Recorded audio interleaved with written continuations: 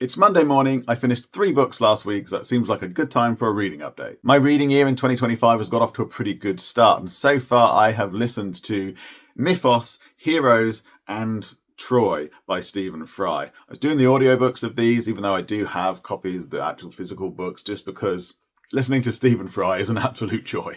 Plus, I can speed them up, which means that my attention doesn't wander like it tends to do with these kind of myths retellings. Stephen Fry is a very good storyteller, but even so, I did try once before to read the first one, Mythos, a couple of years ago and didn't get very far. But definitely Audible is the way to go for these. So last week I finished off Troy, which is the third in the series.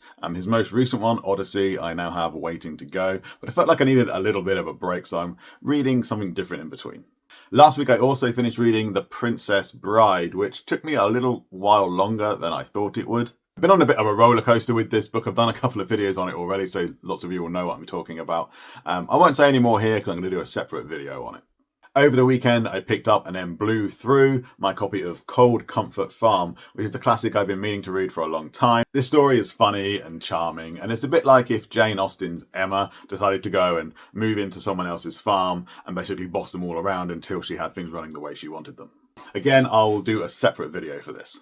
So those are all the books that I actually finished last week, but I'm also listening to Green Teeth by Molly O'Neill, which I'm thoroughly enjoying, and I'm happy to say I finally picked up Ericon.